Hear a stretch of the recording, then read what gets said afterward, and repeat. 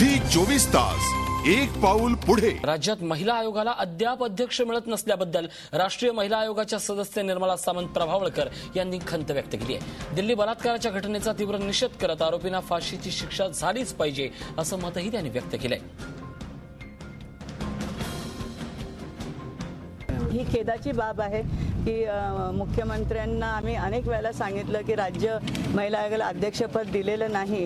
ही गंभीर बाब आहे, खेदाची बाब आहे आणि महाराष्ट्रासारख्या प्रोग्रेसिव्ह राज्याला हे अशोभनीय आहे आणि त्याप्रमाणे त्याने आम्हाला वचन दिलेलं आहे। परंतु मला असं वाटतं की मी आमदार साहेब पण इथं उभे आहेत, त्यांनाही मी विनंती करते की तुम्ही हा प्रश्न ह्या असेंब्लीमध्ये लावून धरा। आणखीन या निदान ह्या असेंब्लीमधून तुमचा आवाज उठवला पाहिजे, कारण आम्ही आमच्या परीने लेखी दिलेले, त्यांच्याशी चर्चा केली आहे। मी मुकुल वासनिकशी जाऊन भेटलेली आहे, सगळ्यांना जाऊन सांगितलं की तुम्ही योग्य तो निर्णय घ्या आणि एक योग्य व्यक्तीची तिथं निवड करा, जेणेकरून महाराष्ट्र राज्य महिला आयोगाला अध्यक्षपद मिळेल आणि चांगले त्यांचं हे होईल, रिप्रेझेंटेशन होईल महिलांच्या प्रश्नांचं।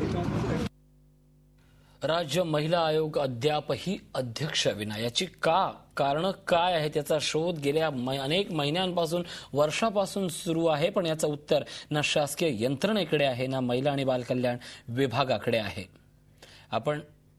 आपण पाहतोय कशा पद्धतीने महिला आयोगाला अध्यक्ष नाहीये। राज्यातही वाढलेल्या या संपूर्ण प्रश्नानंतर महिला आयोगाला अध्यक्ष कधी मिळणार अशा प्रकारचा एक संतप्त सवाल नेहमी विचारला जायचा। मात्र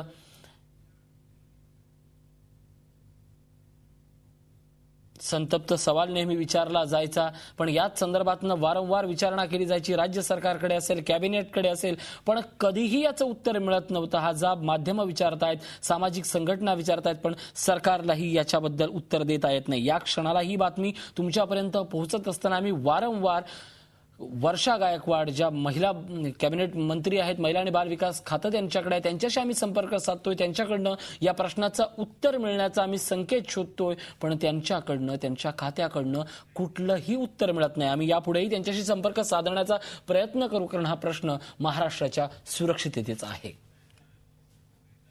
झी 24 तास एक पाऊल पुढे।